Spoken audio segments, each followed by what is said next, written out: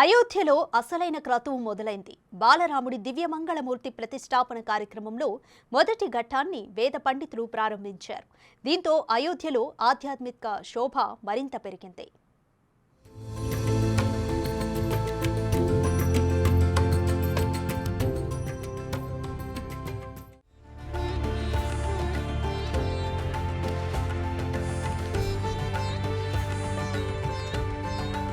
అయోధ్యలో ఆరంభమైన ప్రాణప్రతిష్ఠ క్రతువు.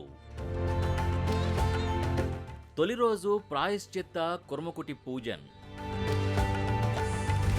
సరయూ నది ఒడ్డున దశవిధ స్నానం, విష్ణు పూజ.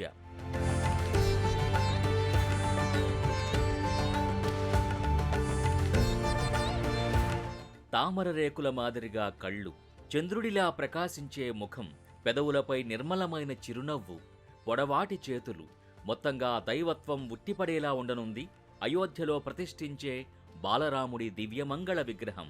ఈ విగ్రహం భక్తుల్ని మంత్రముగ్ధుల్ని చేయడం ఖాయమంటోంది అయోధ్య ట్రస్ట్. ఈ విగ్రహంలో దశరథ కుమారుడు విష్ణుమూర్తి అవతారమైన రాముణ్ణి చక్కగా చూడవచ్చంటూ రామభక్తుల్లో అంచనాల్ని మరింత పెంచేసింది. రామభక్తులంతా ఎప్పుడెప్పుడా అని ఎదురుచూస్తున్న బాలరాముడి ప్రాణప్రతిష్ఠ క్రతువు ప్రారంభమైంది. తొలి రోజున ప్రాయశ్చిత్త కార్యక్రమం, కుర్మకుటి పూజను నిర్వహించారు వేద పండితులు.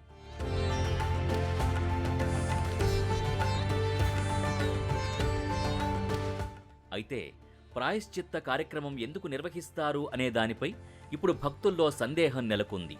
హిందూ ధర్మంలో వైదిక సంప్రదాయం ప్రకారం భగవంతుణ్ణి పూజించటానికి ప్రత్యేక నియమాలు, విధానాలు ఉన్నాయి.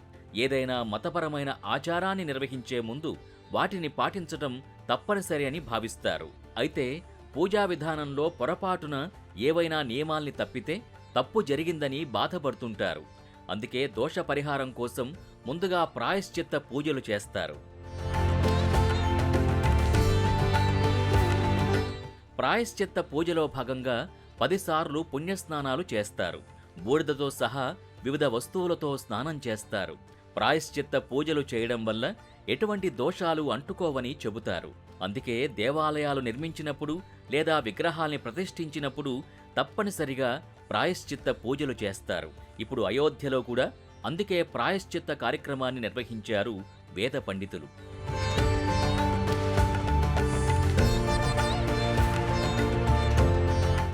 అయోధ్య ఆలయంలో ప్రతిష్ఠించే బాలరాముడికి సంబంధించిన మరిన్ని ఆసక్తికర విషయాల్ని వెల్లడించింది అయోధ్య తీర్థక్షేత్ర ట్రస్ట్.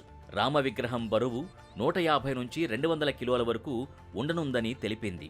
ఇక ప్రాణప్రతిష్ఠ క్రతువుని మొత్తం 121 మంది ఆచార్యులు నిర్వహిస్తారని రామజన్మభూమి ట్రస్టు ప్రకటించింది. కాశీకి చెందిన లక్ష్మీకాంత్ దీక్షిత్ ప్రధాన ఆచార్యుడిగా ఉంటారని తెలిపారు. 150కి పైగా సంప్రదాయాలకు చెందిన ఆచార్యులు ఈ కార్యక్రమానికి విచ్చేయనున్నారు. ఈ నెల 21, 22న అయోధ్య ఆలయానికి సామాన్య భక్తులకి అనుమతి లేదు. 23 నుంచి భక్తులకి రామ్లల్లా దర్శనానికి అవకాశం ఉంటుందని అయోధ్య ట్రస్టు తెలిపింది.